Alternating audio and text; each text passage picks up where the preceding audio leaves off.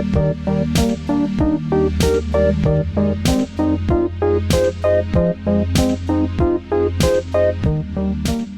everybody, and welcome to Maintenance Phase, where we will tell you all about the hidden histories of health, wellness, and, you know, your worst memories from childhood PE.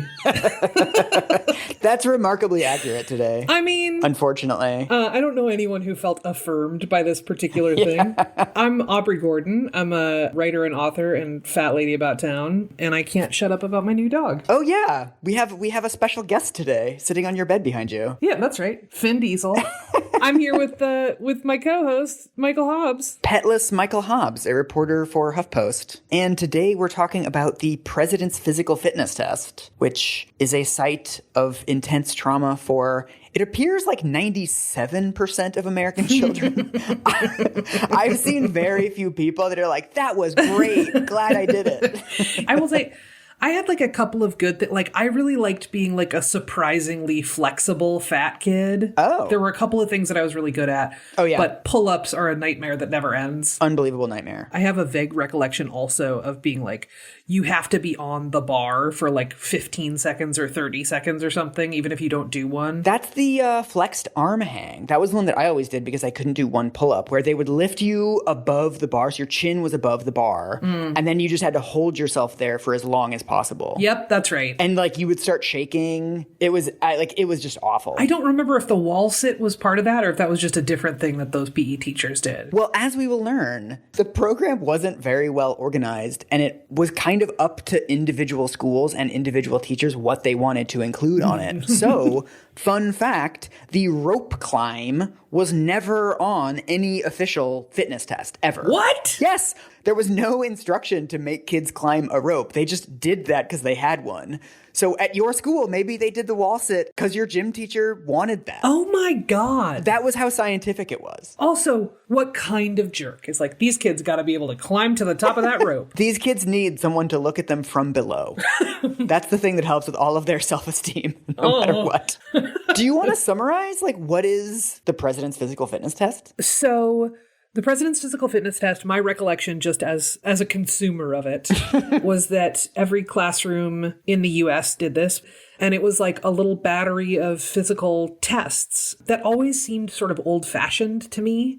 You know, you had to do a pull-up, and you had to do sit-ups, and you had to sit with your legs flat on the floor and sort of reach along a yardstick to see how many inches you could reach. We didn't have a ton of pull-up bars. We had like one or two. Right.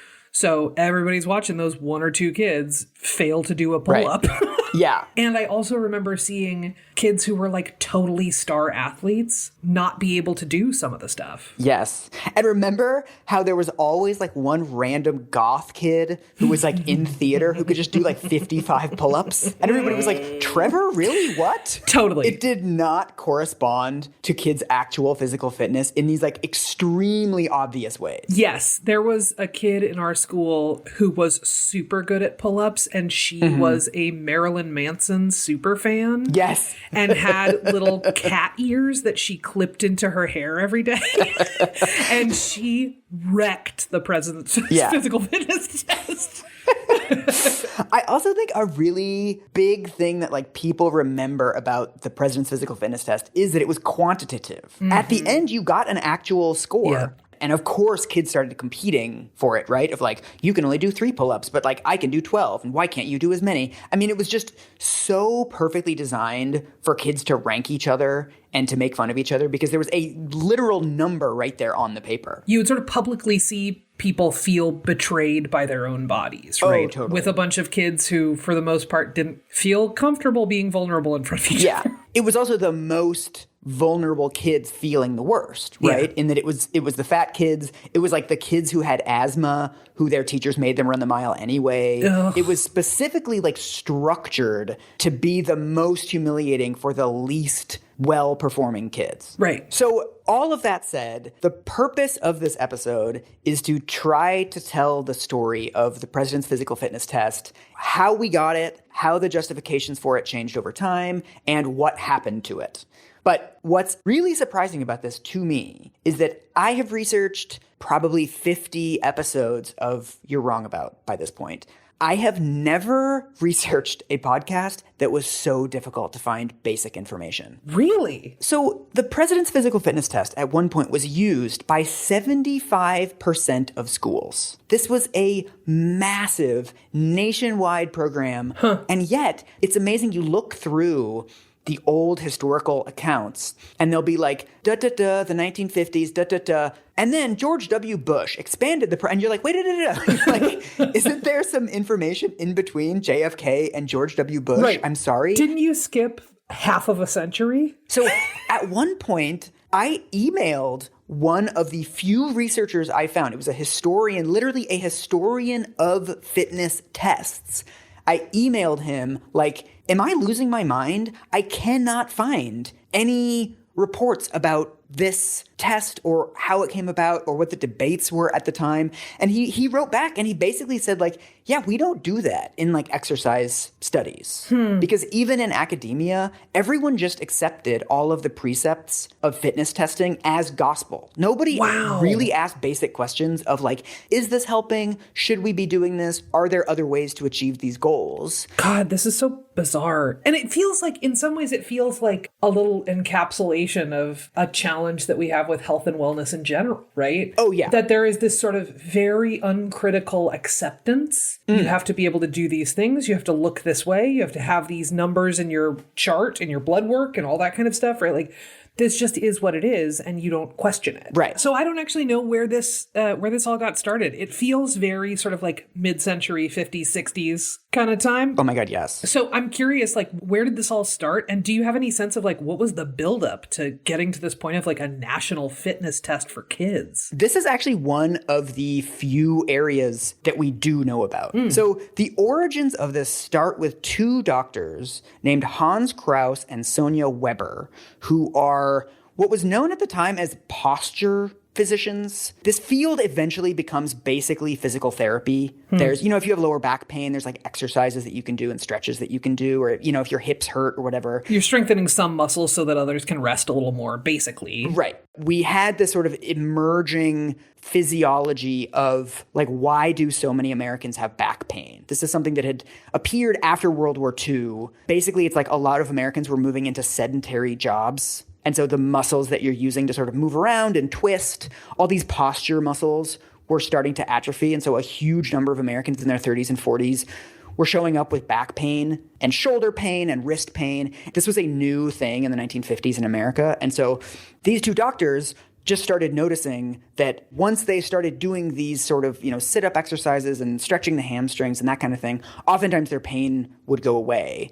And they became convinced that the real problem was that kids were not getting these skills in childhood. And so these two doctors come up with something called the Kraus-Weber test, which is a 6-part test that is just measuring sort of your basic fitness, your basic like posture muscles. And so I'm about to tell you these 6 exercises. Are you ready? Yes, let's do it. It's a very different test than the president's physical fitness test because it's not measuring a sort of peak of performance or average performance. It's just a binary test that measures minimum fitness. So each one of these exercises, you only have to do once. Okay. Okay, so the first one is you're lying down on your back with your legs straight, your arms straight at your sides, and you just sit up. That's it. Okay. You're not doing 50 sit-ups. You're literally just like you're lying down and then you move into a seated position. Yeah. And there's also the same one, but with your knees bent and your feet on the floor. And you just sit up into a seated position. So that one's like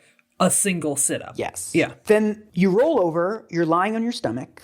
And then can you raise your head, chest, and shoulders off of the ground? Kind of like a reverse crunch. And then still lying on your stomach, can you raise your feet off of the ground? Yes or no? And then there's one flexibility test, which is the one we've all done a million times. You're just standing there, and then you reach down and you touch your toes for 3 seconds. All right. And so it's a very quick test. It's a very easy test, and it gives you these really useful results because it's just like, yes, yes, no, no, no, yes. And you're like, okay, this is the level of fitness that you have. This is what we need to work on. It's also really interesting because a lot of this has elements of sort of like yoga and Pilates both. Yeah. That is just sort of like, can your body move in these ways, right? Yes. Which is a very different approach than do a pull-up in front of the whole class, class, right? Like, and it's also, because it's a minimum test, there's really not a lot of ways to stratify kids from this, because there's no difference between somebody who can do one sit-up and somebody who can do 100 sit-ups. It's just, can you do one? Yes or no? Yeah. It's not designed to shame children as later tests will be. It's more, it's a diagnostic tool, basically. great, go forth. Sounds good. But so in the late 1940s and early 1950s, Krauss, Weber, and a woman named Bonnie Prudden, who becomes a really famous exercise guru, like early exercise guru, the three of them start administering this test to thousands of school kids. And eventually in the early 50s, they go to Europe and they test 3,000 kids in Switzerland, Italy, and Austria on these tests. And so the scientific result that really begins the panic that leads us to the president's physical fitness test is, after these tests, they find out that 58% of U.S. kids fail at least one of these tests, and only 8% of the European kids fail these tests. Ooh. So Americans are failing at these like basic minimum standards of fitness far more than the European kids. Well, and if we're talking 40s and 50s, right, we're sort of like in the ramp up of the space race. It's post World War II. There's this intense sense of like establishing the U.S. as a superpower and as like dominating on a bunch of fronts. So I could imagine that results like this would be like really alarming. It's like an existential crisis when these results come out, because one of the things that they find within these tests is that there's no difference between rich kids and poor kids or urban kids and rural kids. Something is wrong with America, and Europe is beating us at this. Do they ever figure out what's at the root of that, or are there sort of decent hypotheses about why that might be? Yes. So the main hypothesis for this is American decadence.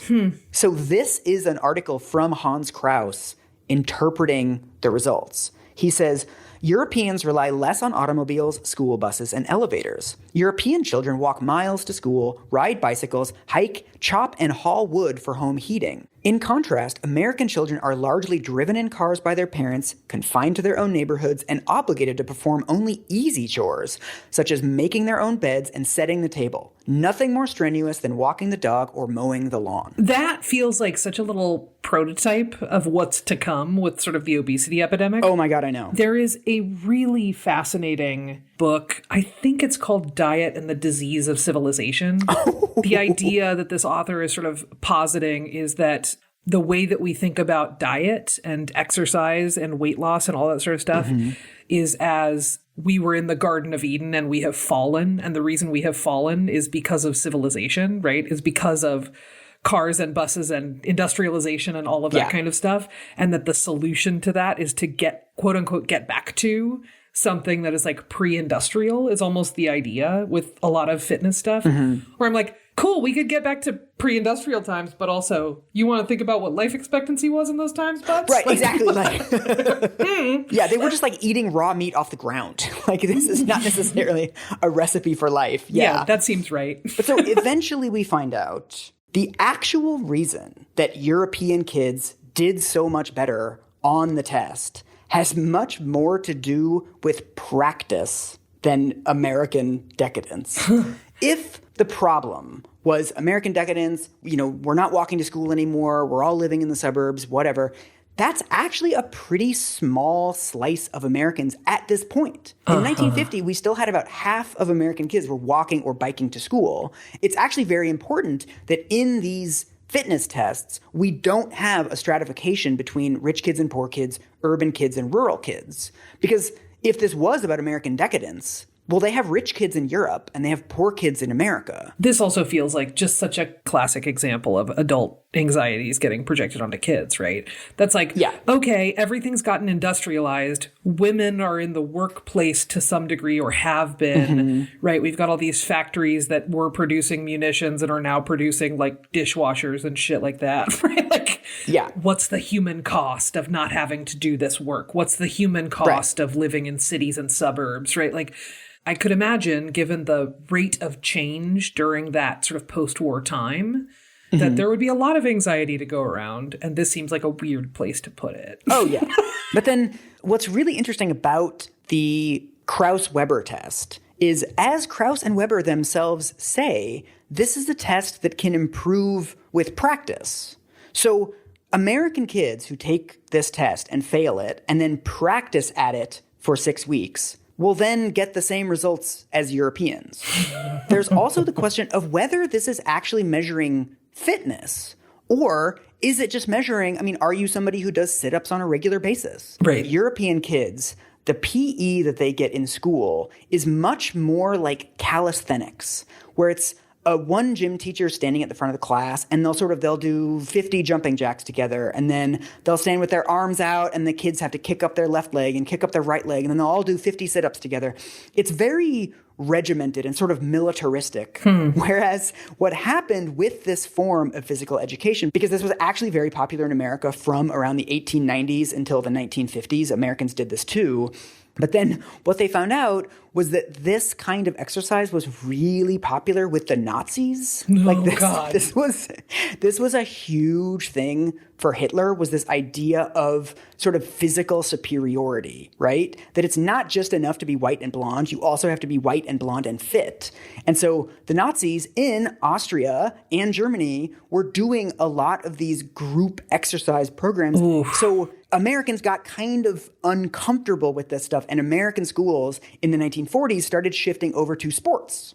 So instead of doing these calisthenics, we're going to play baseball, we're going to play football. The culture of sports shifted very quickly because we were all watching like the triumph of the will, and it just got kind of creepy and weird. Well, so the interesting thing here is that this also maps onto, there's a flip side of this, right? There's not just establishing superiority through this. I would imagine there's also establishing inferiority, right? Oh, absolutely. You're also sort of identifying who do we not want to have around anymore. Well, also, as a guy who lived in Germany for 5 years and has read a lot about the Nazis over the years, it's also, I think, really important to acknowledge that in authoritarian regimes, there will always be another spectrum of superiority. Mm-hmm. After you get rid of the Jews, then you're just going to start stratifying people by physical fitness. Yeah. And then after you do that, you're just going to find some other reason to stratify people and get rid of the quote-unquote inferior people. Mm-hmm. This is a way of looking at the world. Ugh. And so it's understandable that for American kids who have grown up playing baseball and doing these other things, they can't do sit-ups because they haven't been doing sit-ups at school. Right. And once you get them doing sit-ups at school every day, they can do sit-ups. So there's nothing magical going on here. And the fact that, kids that are playing soccer every day, a couple days a week with kids in their neighborhood, maybe they can't do a sit-up, but that doesn't mean that they're out of shape. It just means that they can't do this one specific thing. Well, and based on a thing that was like, do you have back pain, adult? How do we treat your back pain, adult? Right? To be like, we got to get in there early so these kids don't have back pain 20 years later. It feels like there's some missing connections here. So all of this, the reason why it's called the President's Physical Fitness Test is because Eisenhower sees these results, and he's a military guy. Uh-huh. And he immediately links the fitness of American kids to America is going to have problems fighting wars if this gets any worse. That's where the rope climbing comes in. Oh, yeah. And also, I don't know if this is apocryphal, but Bonnie Prudden, this later exercise guru, she gets invited to the White House, and she gives Dwight Eisenhower the Krauss-Weber test, and he passes. And then she tells him, 60% of American kids don't pass these tests. And he's like, yeah. Yeah. And so in July of 1956, Eisenhower creates the President's Council on Youth Fitness. And one of the reasons that he wants to do this is because he wants it to be separate from all of these other government agencies. He doesn't want it to get bogged down in all of this bureaucracy. And so this is from a Sports Illustrated article in 1955. So this is the quote from, his name's Frank Karsten. He's a Missouri Democrat. He says, according to Dr. Krauss, the physical fitness of American children is 8 times lower than that of the physical fitness of European children. Simply on the mathematical surface, this is a ridiculous statement, and I am very much surprised that you would dignify it. Which, yes, people should have been more skeptical of this than they were. Totally. He also says, I ask the president to explore the matter through the proper governmental agencies rather than simply taking stock in Dr. Krauss's figures. So he's essentially saying, why are we doing this as a completely separate thing. If this is so important, it's very strange that you're setting up this separate president's council with an executive order. Right. Why wouldn't you use like health departments? Why wouldn't you use, right, like education departments? Why wouldn't you use like there are vehicles that are better positioned and have more infrastructure to do this kind of thing? And there's also policies that you could pass. One of the things that I think is actually really important, and this really sets the template for the issue of youth fitness for the next 50 years, is that it is always conceived throughout every future president that touches this issue. It is always conceived as A, so important that we have to do something about it. We have to rally parents. We have to rally schools. B, it's not important enough to change any actual laws or make any sacrifices. This is what Eisenhower says. I believe you and I share the feeling that more and better coordinated attention should be given to this most precious asset of our youth.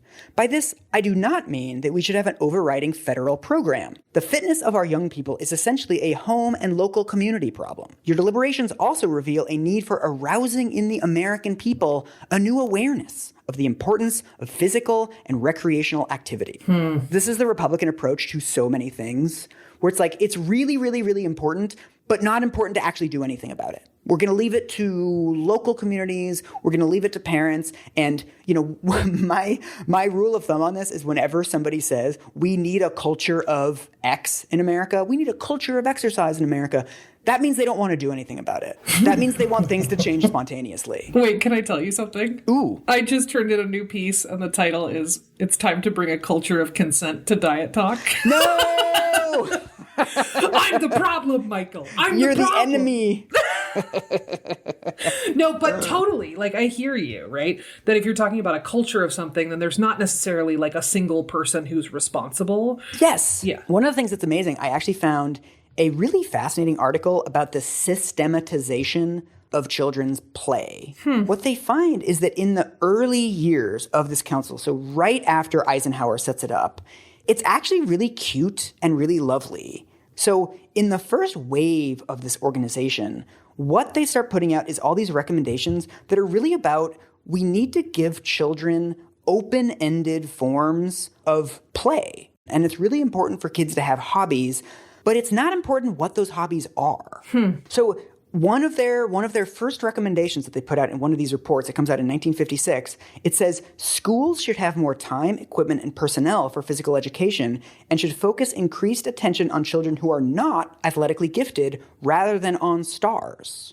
So it's already saying, like, let's look at the kids that need a little bit more help and let's focus on them, because like the buff football jock who's doing 24 pull-ups, he really doesn't need us. It also mentions specifically, and this is dope for 1956, it says, make sure that girls have equal opportunities for physical fitness. Whoa, hey. Dude. That's great. They also, this is from the terrific article on this that I found. It says, in the conference's final report to the president, the conferees offered a definition of fitness that encompasses the total person, spiritual, mental, emotional, social, cultural, as well as physical. That is like some whole child learning that is, right, even today can be kind of a radical approach. Totally. That's kind of badass ahead of its time thinking. Yeah, and in their reports, they even mention stuff like camping and fishing and bowling, these things that are not necessarily the most athletic, right? You're not dripping sweat when you're fishing.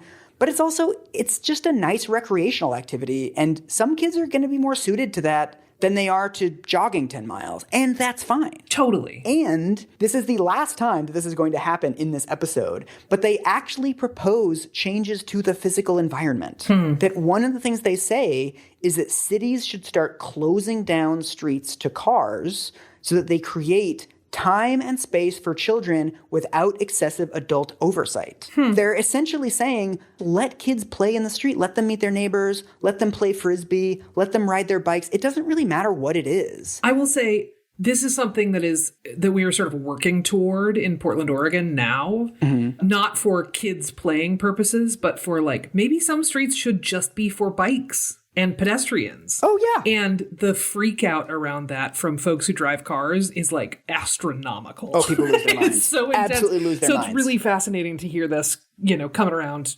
60 years ago plus 70 years ago now. I mean, it is this glimpse of the health and wellness rhetoric that we could have had if we hadn't diverted into this fork of weight. Mm-hmm. Some kids are going to like fishing and they're not going to be able to do a pull-up. And fine. Like, I don't need every kid to be getting their resting heart rate above 90 beats per minute 3 times a day. Like, this quantification is something that has become so poisonous around all of our rhetoric around food and health and fitness. And this was a time when basically this council explicitly resisted calls to do that, right? They resisted the idea of testing kids. They resisted the idea of setting a baseline for fitness. They basically said, let's not tell them what kind of play we want them to do or what play is or what it means to be fit. There's no point in doing that. Let's just give them the space. Yeah, play with your army guys. Go hang out in the forest. You know what I mean? Like, build weird structures. Like, do whatever you want. Like, right? Like weird kid play. Yeah. So I'm super curious about how we got from this point of this council resisting this kind of measurement. And then in pretty short order, it sounds like, we pivot into now there's a national test. Yes.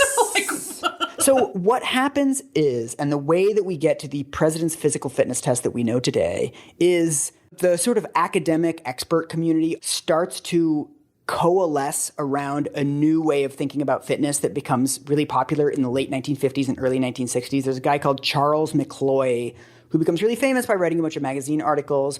One of his most famous articles is called How About Some Muscle? He essentially makes the same argument that Krauss was making in 1953. Kids are too soft, and the problem is we don't have any measurable goals for these kids. And what the hell are these president's council, whatever people doing that, they've been doing this for a couple years, and we don't even have baselines of what kids should be able to do. And so in 1958, the president's council gives in to this changing paradigm of fitness and this increasing quantification of fitness and produces the first official U.S. government fitness test. Ooh. Here, I'm going to read you the activities that are on it, okay? Yes, please. So it has 8 fitness tests. So first, straight leg sit-ups. Okay. Standing broad jump. They're measuring how far you can jump. Pull-ups for boys or modified pull-ups for girls. That's the flexed arm hang.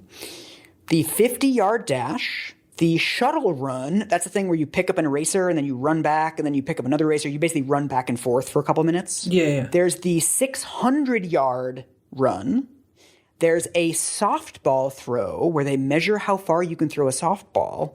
And then there are 3 aquatic tests. What are the aquatic tests? I could not find this out. Oh, man. The test says that they're optional. I've seen no literature on schools actually implementing these because, you'd have to go to a different building. Right, your school would have to have a pool. Exactly. What? Step 1. Also, imagine how much worse the president's physical fitness test would have been if you had to do part of it in a fucking bathing suit. Seriously. I am very glad that these have been lost to time. Totally. Although I will say I was like a swim team fat kid. That was my activity of choice. I loved it and was super good at it. But also, if we had done that, I would have had to test my percentile rank at hiding a boner. Okay. That would have been... every other boy is going to just be wandering around a Speedo and doing sit-ups. I'm I don't think we're measuring what we want to be measuring here, guys. But so what's interesting about these tests is that nobody knows how they were put together. We don't have clear literature on sort of who proposed them specifically. But the theory that academics have come up with over the years is that all of them are linked to military prowess. So things like the long jump, the shuttle run, all of that is, running through the jungles when you're invading another country. These are skills that you need for doing military maneuvers. Also, I saw in one article they said that the softball throw, how far can you throw a softball? That's linked to potentially throwing grenades. Jesus. You don't want to get too conspiratorial about these things, but it's clear that there was a military reason, a national security reason for doing these things. Right. So that's the sort of half tinfoil hat explanation of how these exercises got in there. Do you know, I don't know why this is what just popped into my head, but this is such a bizarre thing that's we don't think of our children as soldiers, right? Like, we're against child soldiers, but we are for child military readiness. Oh, yeah. Like, if push came to shove, we do know how far that kid can throw a grenade or what, right? Like, we want to know, what is his willingness to kill? like, oh. But so it's the late 50s. This test has been developed, but it's not really being used in that many schools. Like, there's still not a national PE program. So this obscure government body has created this test, but it's not in all of the schools yet. But then what happens is JFK comes into office, and apparently this is one of the first times this had ever been done, that right after he was elected, but before he took office, he wrote a editorial in Sports Illustrated called The Soft American. What? Which basically lays out exactly the same argument as Krauss and Weber had made in 1953. The American kids are soft, their fitness is bad, the fitness of kids is actually worse in 1961 than it is in 1953. So he starts out his essay by saying, the first indication of a decline in the physical strength and ability of young Americans became apparent among U.S. soldiers in the early stages of the Korean War.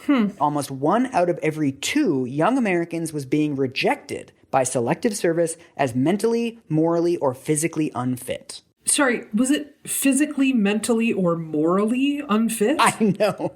You're just going to throw in the mentally and morally and not really unpack that at all, my dude? I know. It's like, how much time do we have on this show? Right. Like, buddy, that's a big bucket to throw a lot of people into and then be like, they all just need some exercise. It's like really not the point. There's also, but then he does the thing. He ends his Sports Illustrated article doing the exact same thing that Eisenhower did and that every future president will do. He says, you know, this is so important. Our bodies are getting soft. We need to beat the Soviets. We need to be a vital nation, vigorous, blah, blah, blah. And then he's like, okay, here are my recommendations. Here's what we need to do to solve this problem. I'm going to read these to you. First, establish a White House committee on health and fitness.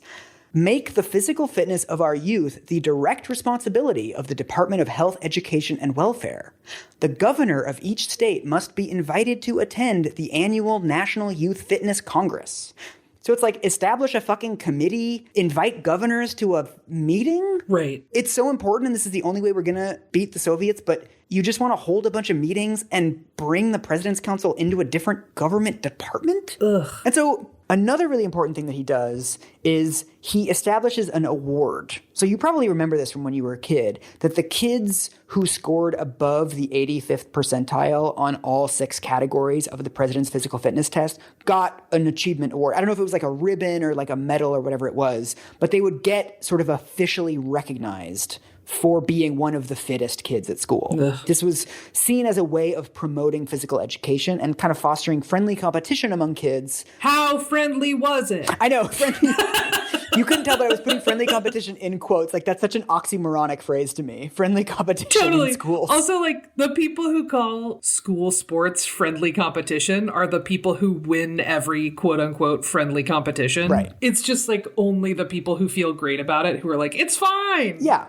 But so what's amazing about this entire field is that we keep having the same moral panic about the fitness of children. Yeah. Right? So we had it in the 50s, we had it again in the 60s, and in the 1980s, we start getting another wave of news articles coming out saying kids are less fit than they used to be, kids are watching more TV. It's now getting more wrapped up in the obesity epidemic and in TV watching, which is a decades-long moral panic about children.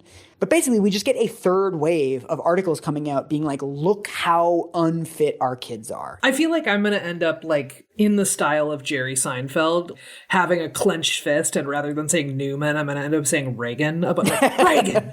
School fitness can't trickle down, but money has to. And so, in the midst of all of these swirling anxieties, states start passing laws that every kid needs to get a fitness test once per year. So this is when we get the huge explosion of the President's Physical Fitness Test being launched into schools. We also get, in 1986, a new version of the test. This is the version that you and me remember, is the 1986 version. It consists of the 1 mile run/walk, curl ups, basically sit-ups, pull-ups, the shuttle run, the V-sit reach, which is this thing where you're sitting down with your legs spread and you see how far you can reach your hands forward. And then the sit and reach, which is the same thing, but your feet are together. I remember the sit and reach well. Oh, it sucked. We had like a weird little like box that you put your feet into. Remember the box? And then there was a yardstick like glued to it or something. It was like a weirdly janky kind of thing. Super janky. And a lot of kids that actually were flexible and like did dance and stuff couldn't do that very well because it was a very specific form of flexibility. Totally. I completely forgot that the mile is part of it. Yeah. I think I have blocked out the mile because it was so horrible. One year at my school, I boycotted it and I walked as slowly as I could, and I sat down and I read a Stephen King book for like 10 minutes in the middle of it. And I remember they had to delay the start of the next class just for me because I refused to do it. I took 27 minutes to do the mile. Oh my God. That's like the courage I wish I had. So we had at my school, it was a long path to get from the gym to the track. You had to like walk through this sort of like, this is very Pacific Northwest. You had to walk through this big, long, like sort of forest section. Nice. To get down to the track. So everyone had to go down to the track together. Mm-hmm. And when we would run the mile, you would just watch the fastest kids finish first without even really breaking a sweat. And it was reliably, there were 2 kids who were last, and it was me and this other fat kid who was a friend of mine. Mm-hmm. And there were 2 outcomes, and both of them were mortifying to me. One was that many of the kids who finished first would get resentful that they were like, had this potential free time and they couldn't walk back up to the gym and change and get that free time back. Because they had to sit there and watch the fat kids, which just like is structured to encourage bullying. Totally. And the flip side of that was there were some kids who finished faster who I think thought of themselves as nice kids and were absolutely trying to do a nice thing. And they would like sort of jog alongside us and be like, good job, you can do it. And I was like, this is more spotlight that I do not want right now. Oh, it's so mortifying. I fucking remember that. It's just such a creepy way to like decide to be inspired by and like to center your own reaction to what someone else is doing, right? Rather than what they probably want and need. It was just so mortifying, the entire exercise. So this is also the time in the late 80s and the early 90s when schools start doing what they call body composition tests. No. So as part of the president's physical fitness test, they started measuring kids' BMIs. No! And they started doing skin fold tests. Sure. So there's something called the fitness gram where they take a measurement of your skin fold on the back of your right arm and on your right calf. And they measure how thick the skin is. And that's a measurement of your body fat percentage, basically. Totally bananas. Totally bananas. There's also some schools that are weighing all the kids, but they only have one scale. So they have to do it in front of everybody else and they read out the number, which is just, again, designed to shame the fattest kids. Well, and it's also like, as I'm sure it's as close as you get to a guarantee of somebody in that class getting an eating disorder. Totally. This is what happens when obesity becomes the frame through which we look at all health issues. It's not really about testing fitness anymore. It's about testing fatness. I'm super curious about the degree to which there is even just a shared definition at this point of like what physical fitness consists of. Oh my fucking God. This feels like a way of defining it through negative space, right? It's not being fat. Yeah. Right? Which I'm like, okay, but then what is it though? This actually gets into the next section that we're going to dwell on for a while, which is the problems with the president's physical fitness test. So even on this, there's not as much academic literature as I would like, but there's actually much more on the challenges of the test and the deficiencies of the test than there is on its actual history. So as the test becomes much more popular, much more widespread, kids are being now required by law to get it every single year, studies start coming out about the fact that it's really not achieving any of its goals. And one of the reasons is that kids are not practicing the president's physical fitness test. I mean, this is something that really like made an audible click in my head when I was reading it, that in middle school, we would just have gym class and, you know, we'd play volleyball and whatever. And then one day a year, we would do this dumb physical fitness test, and then we would just go back to what we were doing. Right. You weren't doing a sit and reach every month. Yes. Yeah. So it was basically, okay, a random Wednesday, we're just going to come in, you're going to do this thing, you're going to feel like shit. Yeah. And then we're never going to talk about it again. And then we're going to go back to playing dodgeball, and we won't test you on your dodgeball acuity or whatever, right? Yeah. So it's totally separated from any actual program. I mean, I could actually see some use in some of these things, like, hey, we're going to help kids get flexible. So at the beginning of the year, we're going to do the toe touch. We're going to do a bunch of other stretching exercises every single day for 3 months. We're all going to do stretches together as a class. And at the end, we're going to test ourselves again. And look how much you improved. Mm-hmm. I can see that being a pretty positive experience for kids. Like, look, you can train your body and you can become better at something. And maybe you'll find a love for like downward dogging or something. And maybe you'll continue doing that at home. Great. But it was never done like that. It was just like, you piece of shit, you can't even do one pull-up. Okay, see you next year, where you're also not going to be able to do one pull-up. So like, basically the lesson that we learned that sparked this whole thing, right? That European kids were getting practice in these specific things. Mm-hmm. We then did not apply. Oh, yeah. For all of this time, right? Yeah. We shouldn't be allowed to be surprised by you didn't practice a thing and then you didn't get better at it, right? Yeah. Like, that shouldn't be, that's just like people. That's just how people work. Totally. And another problem with this, and I think this is really key to almost all of these sort of national overall projects that we have about PE in schools, is that schools, teachers were never really given very much instruction or extra resources for this. Again, it's not like this was like a 6-week fun program that all the kids are going to do together and we're all going to become stronger in these specific ways. It was like, hey, PE teachers, you're required by law to give this test once a year, but we're never really going to give you guidelines on how to do it, how to communicate the results to kids, or what the results mean. Teachers since the 1950s have absolutely hated this test, and teachers and principals have been opposed to it from day one. But no one ever really listened to those concerns or took them seriously because, like, oh, it's just teachers. Who cares, God, right? honestly. It's only the people on whom we depend for the success of these programs. So why would we listen to them? Obviously, right? Right. I mean, this is sort of like a shitty, like, obstructionist term that gets thrown around a lot, but, like, it is a pretty classic unfunded mandate, yeah? Oh, yeah, exactly. That's just like, just go do a bunch of other stuff and we're not going to pay you for it. We're not going to figure it out for you. You'll figure it out for yourselves and whatever. But you should definitely be very concerned about it. Right. Like, what? I mean, this is one of my biggest shocks when I was researching this. And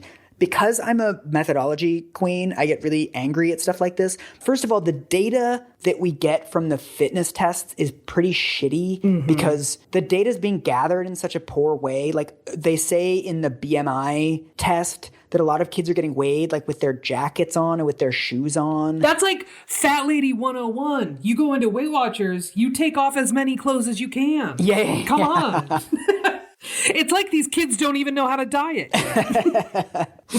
But like this is, to me, is completely ridiculous that no one ever did anything with the results. Ugh. The primary thing that was done with the actual numbers that were produced by millions of kids taking this test every year was they would just identify kids to get awards. Ugh. So all that stuff about like percentile rankings, all of that is based on other academic studies that were done. The actual numbers that were produced by all of the surveillance of all these kids, no public health departments were plugged into that. That wasn't going to principals to like track kids over time. All of these numbers that we produced, they didn't do anything. They were just there to make us feel shitty. And then they just went into the recycling bin. Yeah, so they weren't even like aggregated? There wasn't even like a report? Ugh. Reagan. And another thing that comes up in the studies on this is that none of the actual fitness tests measured fitness. So I found a really good meta-analysis of all of the individual tests that were the components of the president's physical fitness tests.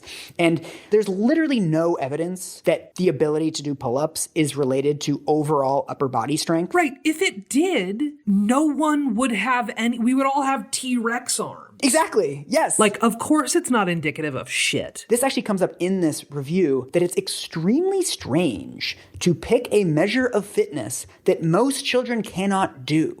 You can have a lot of different kids that cannot do a pull-up, and some of those kids are extremely fit, and some of those kids are extremely unfit. But because all of them are putting up the number 0, you're not catching any of those gradations. Right. And so what this review finds is that pull-ups are a much better measure of body fat percentage than anything else, because your body weight is inversely correlated to how many pull-ups you can do. So you're basically just measuring how fat the kids are. It's not actually useful as anything else. Like, this is always sort of a fascinating thing when people talk about fitness, where they're like, I don't know, that fat guy gets winded real fast. And I'm like, yeah, he's carrying 200 more pounds than you are. Yes. And he's working harder. Yes. And he's working harder every day to do everything. Right. I don't understand how this doesn't translate for folks, but okay. So basically, if we were designing a fitness test from scratch now, we would not be using any of these things because they don't actually test fitness. Mm-hmm. The studies actually mention that there's no good test for fitness of kids generally. Because when we talk about, how fit should kids be,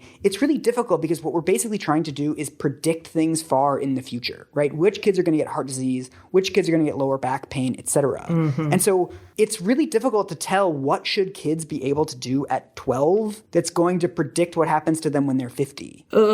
It is presenting itself as public health work, and what it is doing, for sure, is just ramping up weight stigma. Oh, yeah. I mean, this is one of the central criticisms of the fitness test that starts showing up in the literature around 2000, especially after the implementation of No Child Left Behind, when a lot of schools start cutting PE programs, and some schools even start cutting recess because everything becomes built around standardized test scores.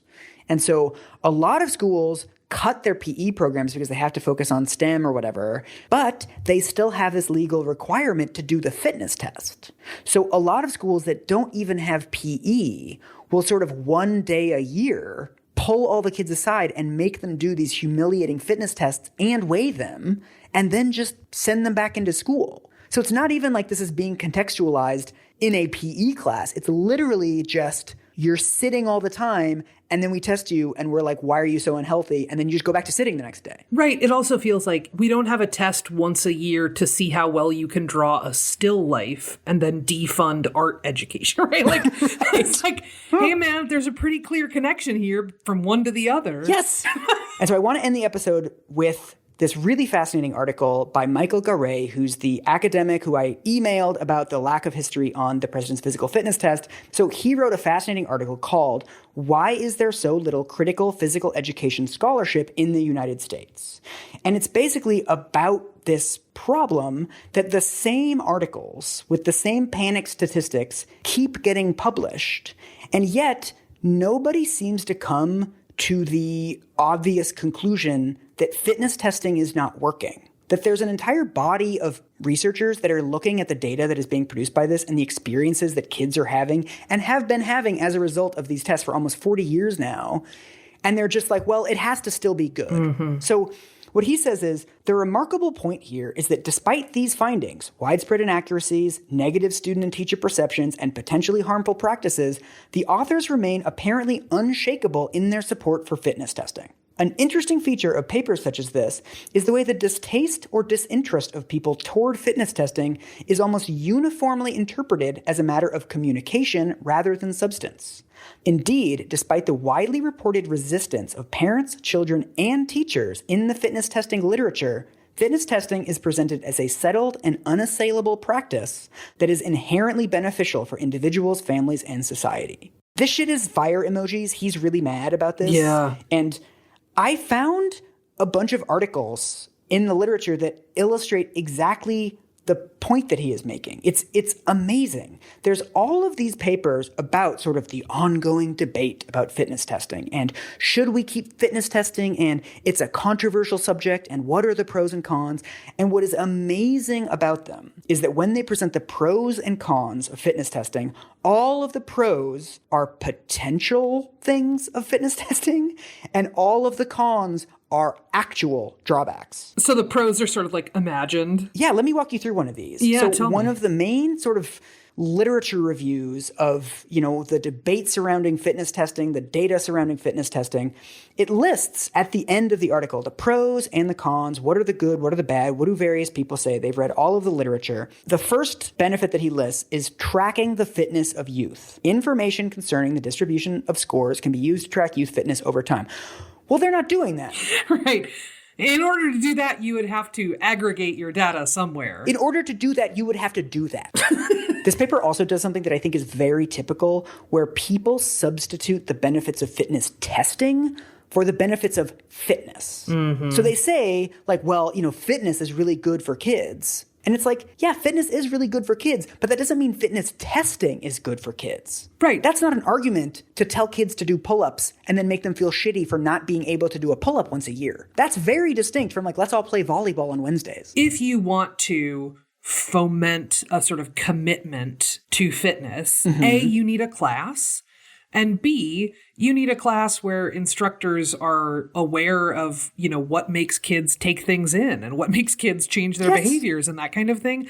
You're not going to do it by hiring a bunch of football coaches and then being like, anyway, now care about fat kids. Exactly. That's just not going to happen. Another one of the main arguments for fitness testing is that we need to raise awareness of the obesity epidemic. What? This is something you see in so many articles. It's we need to make kids aware that the obesity epidemic is a problem and that physical fitness is good. And it's again, testing them and making them feel shitty is not a good approach to this. Right. I mean, it's the same reason that, ideally, if you have a math test and you have kids who have a hard time with math, you don't call them up to the front of the class and be like, hey, look at these dummies. Right. Right? That's not a way that people learn, nor is it a way that people get invested. Yes. It's I think all kids should learn to read, but instead of actually giving them time to read and dedicating teachers to teaching them how to read, I'm just going to test them once a year and be like, why the fuck can't you read? That's my way of raising awareness of the importance of reading. Ugh. And then this is from this literature review. It says, when tests are properly administered, fitness testing provides useful information for students to determine their needs, setting goals, and plan programs for improvement. Well, again, they're not doing that. So yes, if they were properly administered, sure, they have the potential to do that.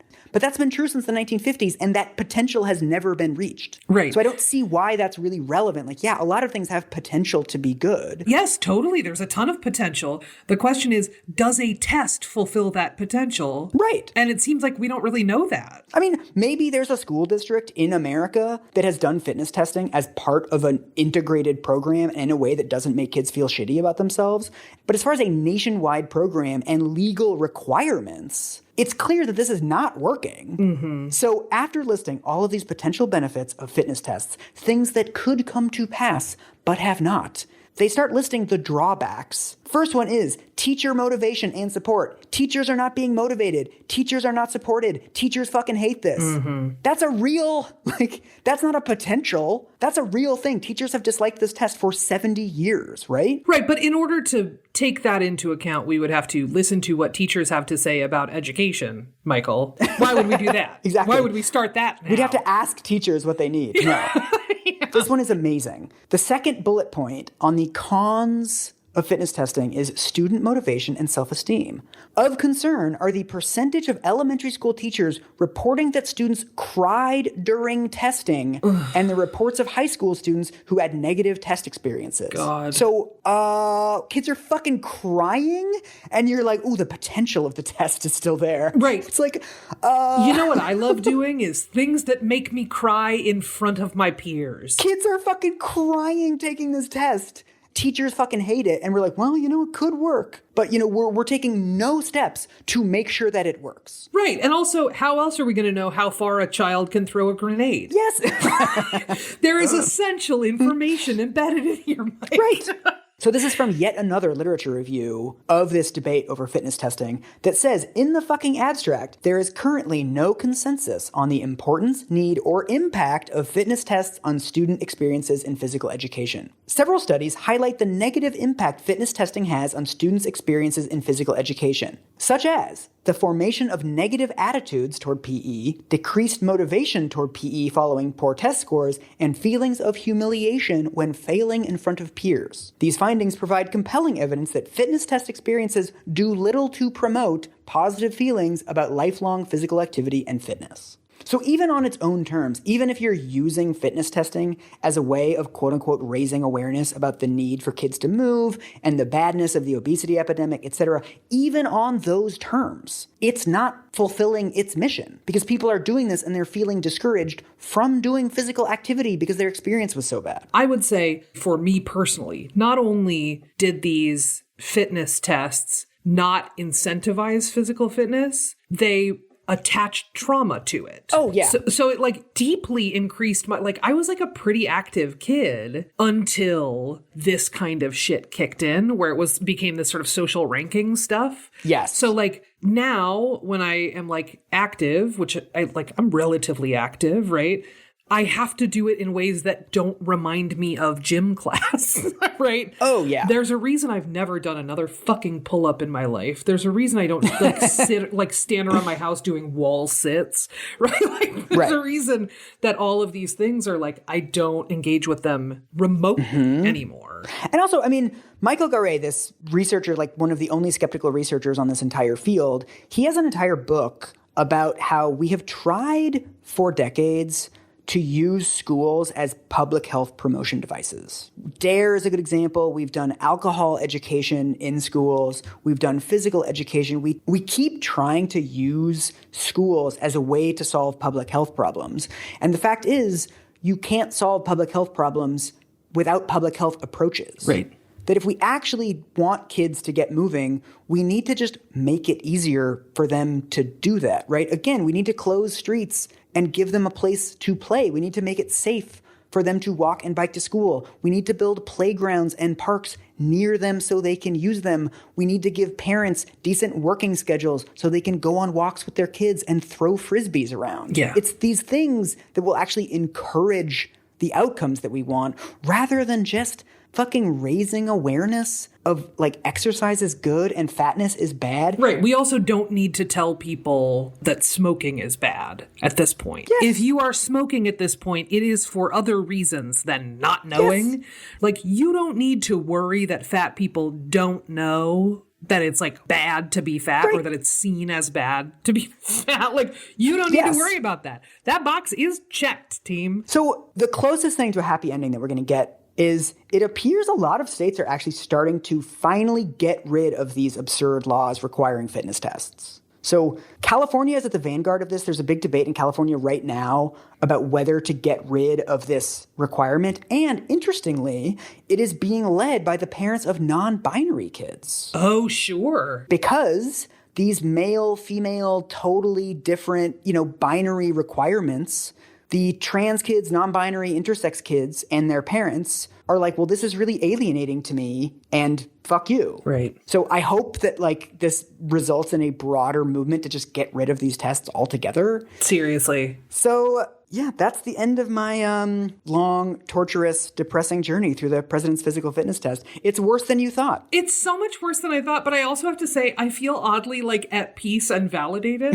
That it wasn't just a shit show for me and for the fat kids that I knew and the disabled kids that I knew, but that it is just a garbage fire of public policy. Yes. From like every angle. It's like pretty indefensible at this point. Yes. There was no evidence to do it in the first place. The evidence that it works is non-existent, and the evidence that getting rid of it is good is there. So just on every level, like, yes, let's do this. Listen, aside from fat kids, disabled kids, right? Like, aside from everyone who's on the downside of this really terrible activity. Yes. What's the problem? Jocks really seem to like their trophies. That one girl who looks like Marilyn Manson, she loves it. We're doing this for her.